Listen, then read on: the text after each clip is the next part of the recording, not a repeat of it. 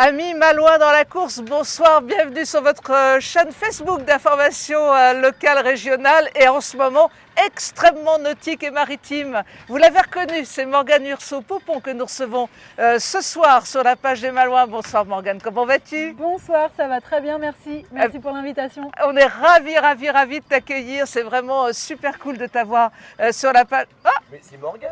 Ah bah oui. Tu fais le départ pour la route du Rhum, non? Ouais, c'est ça. Mais j'ai suivi ton truc sur Facebook. Ah super, bah c'est super gentil. voilà, Ah, un mais fan. si, si, on voit la route du Rhum au départ. Un fan, Exactement, allez. on sera là. Grand plaisir. Merci, J'en génial. vois une petite volée, hein, c'est- Allez, merci, l'arrivée. merci, Pardon. mais je vous en prie. Bon week-end. Voilà. Ciao, Eh ben, ciao. ça c'est le direct. Hein. Ça, c'est le direct. On peut Et pas, voilà. on peut Total pas. impro. Total impro. On va marcher un petit peu si tu veux bien. Allez.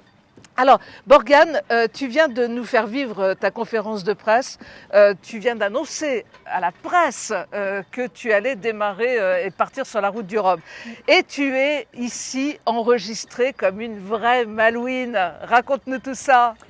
Et bah c'est vrai que je suis vraiment très fière d'avoir initié mon projet de course au large il y a 4 ans à Saint-Malo. C'est, j'ai envie de dire, grâce à l'ADN de cette ville que j'ai été propulsée dans ce milieu qui est assez extraordinaire.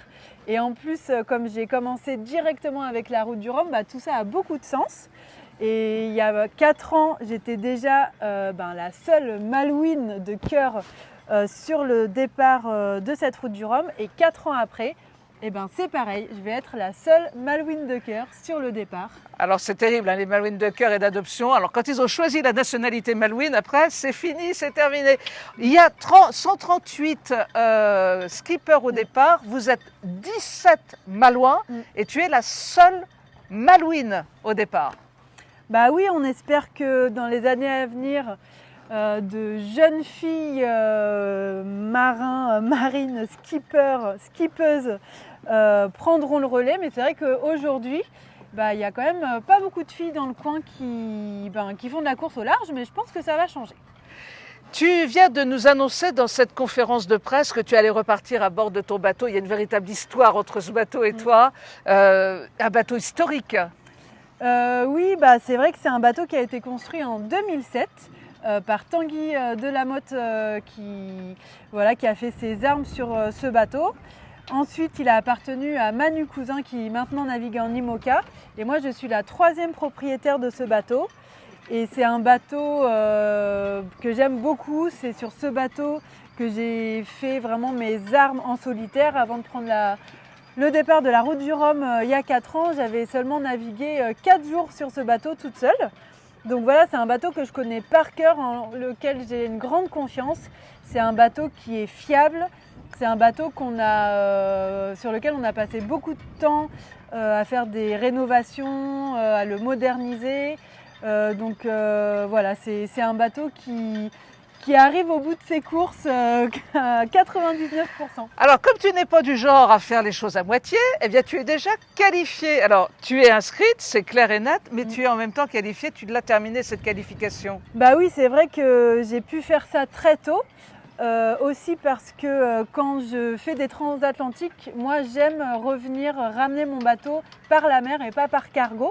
C'est aussi un geste environnemental qui me tient à cœur. Donc après la Jacques Vabre et la Rorque 600 qui sont les dernières grandes courses que j'ai fait, donc la Rorque 600 c'était avec des amis malouins. Donc après cette dernière course de la saison, j'ai ramené mon bateau au mois de mars. Donc c'est assez tôt dans la saison par rapport aux dépressions, donc ça peut être un moment un peu engagé.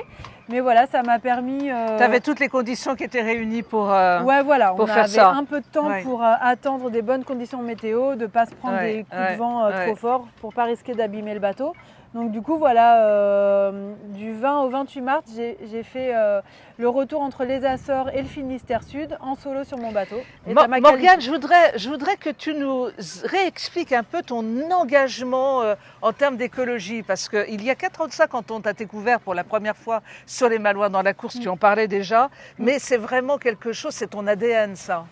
Bah oui, c'est vrai que moi j'ai fait des études dans la gestion de l'eau et de commencer donc la course au large il y a 4 ans. J'avais vraiment cette volonté de concilier ce que j'avais appris dans mes études et ce qui me tient vraiment à cœur avec cette nouvelle passion et ce nouveau métier.